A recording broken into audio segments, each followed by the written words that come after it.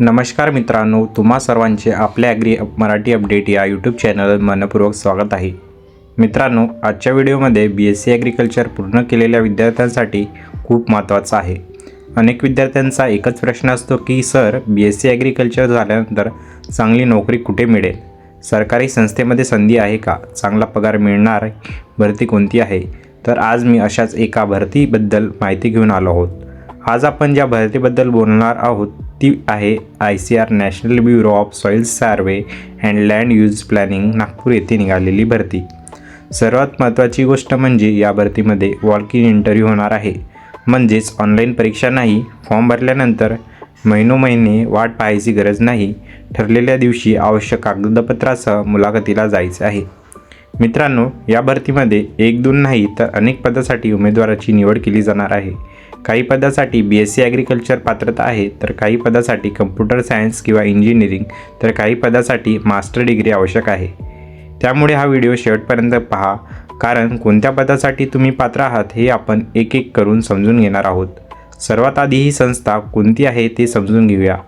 विद्यार्थी मित्रांनो, ICAR ही भारत सरकारच्या कृषी संशोधन क्षेत्रातील अत्यंत महत्त्वाची संस्था आहे.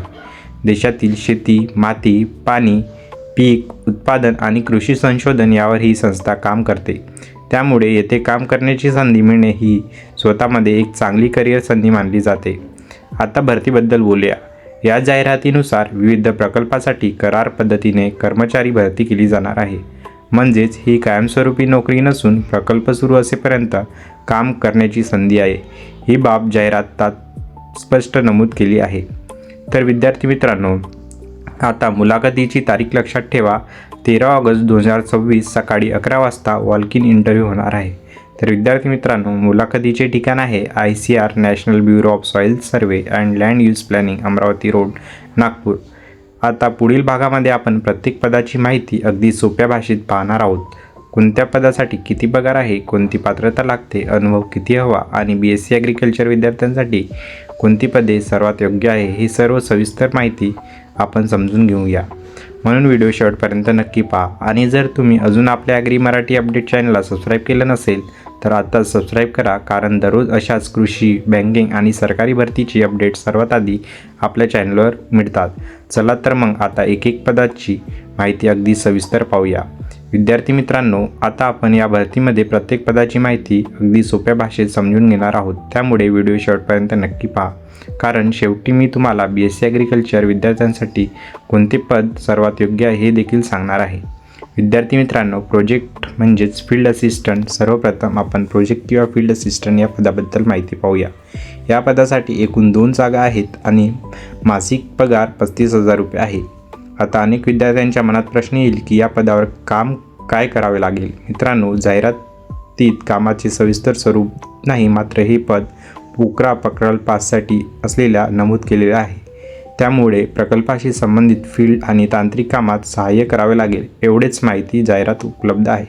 या पदासाठी पात्रता BSc ॲग्रिकल्चर संबंधित इंजिनिअरिंग पदवी व 2 वर्षापेक्षा जास्त अनुभव आवश्यक आहे. जर तुमच्याकडे BSc ॲग्रिकल्चर आहे आणि आवश्यक अनुभव आहे तर हे पद तुमच्यासाठी चांगली संधी ठरू शकते. त्यानंतर दुसरं आहे सपोर्टिंग लॅब स्टाफ. आता दुसरे पद सपोर्टिंग लॅब स्टाफ. या पदासाठी 1 जागा असून मासिक पगार 20,000 आहे. या पदासाठी सायन्स शाखेचे बॅचलर डिग्री आणि प्रयोगशाळेतील 2 वर्षाचा जास्त अनुभव आवश्यक आहे. जाहिरातीनुसार हे प्रयोगशाळेशी संबंधित सहाय्यक पद आहे. प्रयोगशाळेतील अनुभव असलेल्या उमेदवारांना यामध्ये संधी आहे. आता पुढे पद आहे IT असिस्टंट. या पदासाठी 1 जागा असून मासिक पगार 45,000 रुपये आहे. ही या जाहिरातीतील सर्वाधिक पगाराच्या पदापैकी एक आहे. या पदासाठी आवश्यक पात्रता soil and water conservation engineering किंवा LMW मध्ये मास्टर डिग्री, 2 वर्षापेक्षा जास्त अनुभव, हायड्रोलॉजिकल मॉडेलिंगचे ज्ञान. म्हणून हे पद BSc ॲग्रिकल्चरनंतर मास्टर केलेल्या संबंधित उमेदवारासाठी अधिक योग्य आहे. त्यानंतर प्रोजेक्ट असिस्टंट्स म्हणजेच IT फील्ड. आता आपण BSc ॲग्रिकल्चर विद्यार्थ्यांसाठी महत्त्वाच्या पदाकडे येऊ. या पदासाठी 1 जागा आणि मासिक पगार आहे 35,000 रुपये. या पदासाठी पात्रता BSc ॲग्रिकल्चर किंवा कम्प्युटर सायन्स आहे व 2 वर्षापेक्षा जास्त अनुभव असेल तर तुम्ही या पदासाठी पात्र आहात. तर विद्यार्थी मित्रांनो, त्यानंतर पुढील पद आहे टेक्निकल असिस्टंट. या पदासाठी मासिक पगार 30,000 रुपये आहे व जाहिरातीनुसार पात्रता BSc ॲग्रिकल्चर किंवा BTech संबंधित शाखेमध्ये असायला हवे. 3 वर्षापेक्षा जास्त अनुभव असायला पाहिजे. म्हणून अनुभव असलेल्या उमेदवारांसाठी ही देखील संधी चांगली आहे. त्यानंतर JRF म्हणजेच ज्युनियर रिसर्च फेलो. आता शेवटचे पद. या पदासाठी 37,000 प्रति महिना HRA दिले जाणार. या पदासाठी आवश्यक पात्रता रिमोट सेन्सिंग जिओ इन्फॉर्मॅटिक्समध्ये पोस्ट ग्रॅज्युएशन डिग्री किंवा remote sensing GIS spatial data analysis किंवा पायथॉनचे ज्ञान असणे आवश्यक आहे. हे पद मुख्यतः संशोधन क्षेत्रातील उमेदवारांसाठी आहे.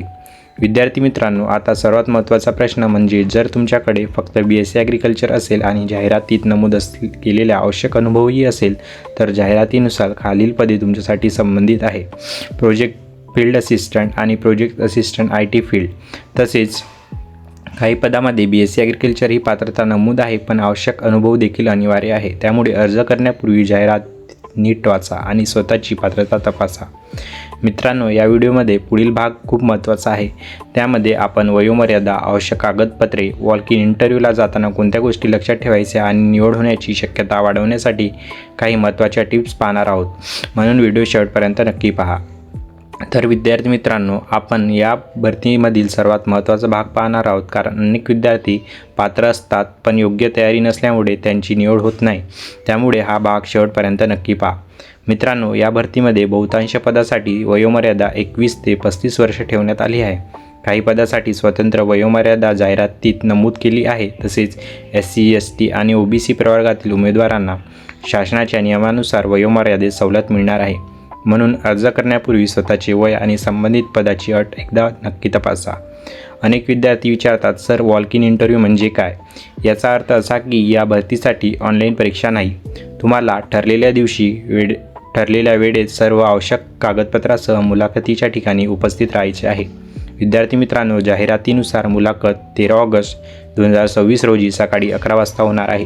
त्यामुळे उशीर न करता शक्यतो 30 ते 45 मिनिटे आधी पोहोचण्याचा प्रयत्न करा. विद्यार्थी मित्रांनो, जाहिरातीनुसार उमेदवारांनी कोणते कागदपत्रे सोबत आणणे आवश्यक आहे ते आपण पाहूया. पासपोर्ट साईज फोटो, सध्या कागदावर भरलेला अर्ज, शैक्षणिक गुणपत्रिका, प्रमाणपत्राची स्वाक्षरी केलेल्या प्रती, सर्व मूळ कागदपत्रे पडताळणीसाठी अनुभव प्रमाणपत्र लागू असल्यास आणि स्वतःचा CV किंवा रिझ्यूम. हे सर्व कागदपत्रे व्यवस्थित फाईलमध्ये लावून जा. यामुळे मुलाखतीच्या वेगळी चालना प्रभाव पडतो.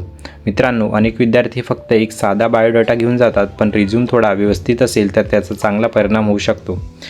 मित्रांनो, जाहिरात मुलाखतीतील प्रश्नाचे स्वरूप दिलेले नाहीत, परंतु मुलाखतीमध्ये साधारणपणे तुमच्या शिक्षणाबद्दल, अनुभवाबद्दल आणि संबंधित पदासाठी कामाच्या समाजाबद्दल प्रश्न विचारले जाऊ शकतात. हा भाग सामान्य मुलाखतीच्या पद्धतीवर आधारित आहे. जाहिरातीत याबाबत तपशील दिलेला नाही. त्यामुळे स्वतःचा परिचय, शिक्षण आणि अनुभव आत्मविश्वासाने सांगण्याचा सराव करा.